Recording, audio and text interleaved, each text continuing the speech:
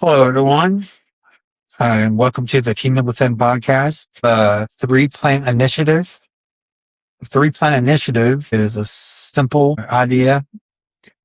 Plant three edible perennial plants wherever you can to help move things along and share some more insight to what we have already learned from planting plants of our own. I have with us my beautiful wife, Allie. Hello. This is something I sat on for a while and I had thought about, and we've been kind of quietly been doing that here at home, although not consciously. Planting cucumbers and not watermelon, cantaloupe. Tomatoes. Yeah. I've got some sage and stuff like that started. Little herbs. Yeah, some peppers. So what happened that made you think it was important now to start? Well, it started whenever we were taking a hike and we were looking at all the blackberries. Mhm. Right. And it was at the beginning of spring and everything was starting to grow. And we were really excited about potentially one day picking all these blackberries. And we just imagined all these different things we could do with it. And before they could have a chance to be fruitful, have any kind of berries, no, they had berries on it before they could ripen. Yeah, before they could ripen. Yeah, they sprayed them and killed them. And I don't know, it's kind of opened the door for me. And then we have a fig tree that's right outside of the place that we live. And I just thought, man, there's all kinds of figs. And then I seen the apple tree and that started to roll on from there.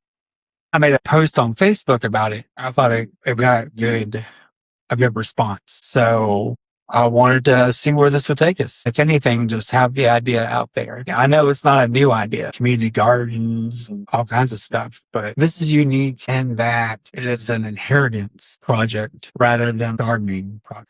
Okay. Are we just talking about like fruit trees or other kind of plants? Well, I mean, you can choose whatever plants that you like. I think that fruit trees and nut trees, they produce a lot. For the future, you would potentially have a lot. But asparagus is another really good one. Of course, herbs, I think that's maybe the easiest one for anybody to do. Yeah, you can just put those on your windowsill sometimes, depending on which ones you grow. Yeah. And, I mean, rosemary, thyme, and sage. Sounds Yeah. like a song. It does sound like a song. I mean, that's a good combination. You have that for as long as you keep that alive. Okay, what about people that are living like we are, that have very limited space, or they're like in an apartment Right. where they don't have any yard whatsoever? Well, I did think about that, right? Because, I mean, we can't necessarily plant three perennial plants, right? Although we kind of started a similar journey with all the plants that we listed before. Yeah. And It's how we're growing them. we're just growing them in pots and just taking care of them. Yeah, container gardening. And not that there's an illusion of abundance in the future. Yeah, but it's all the memories that carries through that would grow beside you. Okay, why number 3 then? What's so important about 3? So the number 3 spiritually means wholeness and completion. So I felt like that was a good number to mark something with, like a moment or an occasion.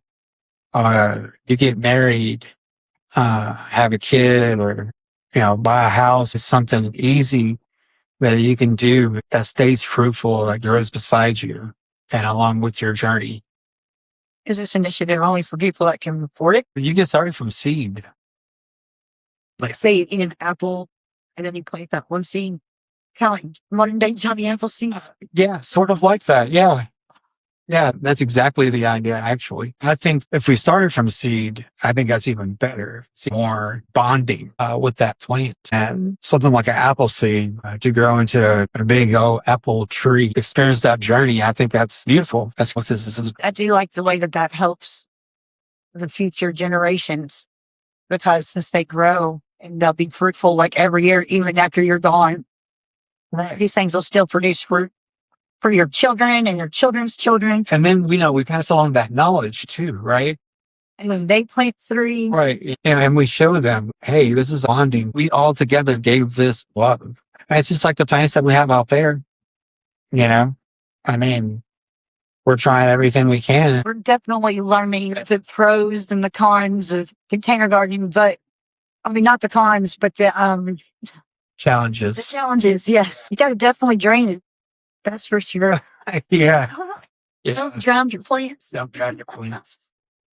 Yeah, this isn't something I'm saying, hey, I'm the best gardener in the world. Right? Right. Yeah, this is an idea. This is a seed in itself. Do you think you can involve churches and schools? Churches, schools, I think would be a great thing because we can start from seed and then we can build lessons around that. And we build memories around that, especially for churches and schools, because then you get to see the fruits from your grandparents, when they were young and they started theirs. It's just I think it's a beautiful way of looking at life. What's the biggest misconception about this initiative that people would have about it? That this is some kind of scheme or this is something that's going to burn out or it's a flighty idea.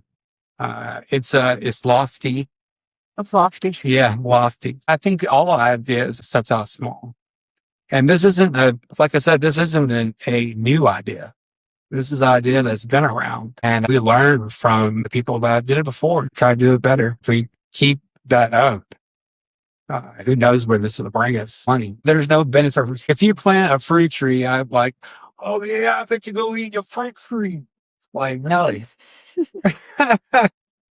Yeah. I mean, there's yeah, exactly. But no, this is just something for the future generations. Something that I think that is practical that we all can do.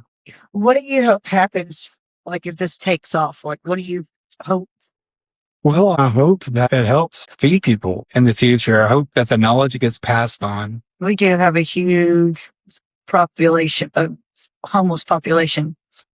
Yeah. Needs help. The homeless population or just your struggling everyday family. If you already have a garden or you already have fruit trees on your property, like how could people like that contribute to the initiative? Well, I would say that they already are contributing. We have diversity and a higher success rate.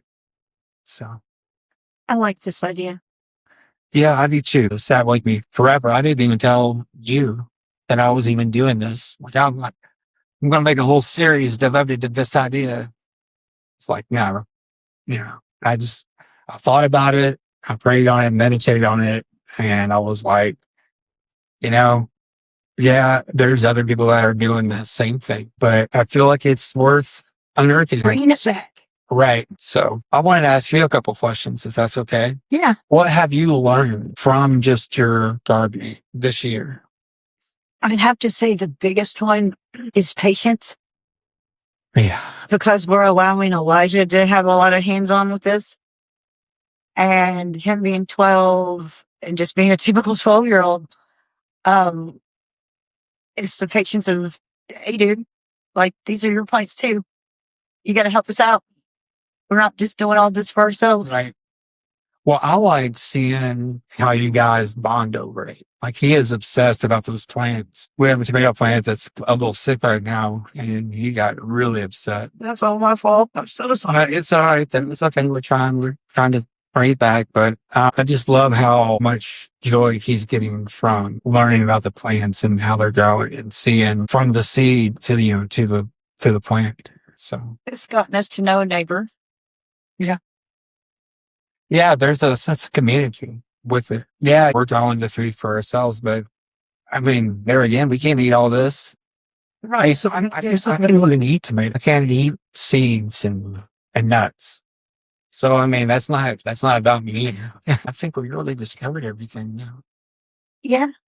That was a really good conversation. I'm sure that there's other questions and stuff that people are going to have down the road. I'm sure this idea is going to grow and evolve as well. This isn't something that is boxed in, but the central idea and the central theme, I think, is there. So tell us what you think in the comments. Yeah. Oh, yeah. And if you have a garden or already do this kind of stuff, I would love to have a conversation with you. If you're an expert in this field, I would love to have a conversation with you. If you're just starting out, I would love you to learn beside us.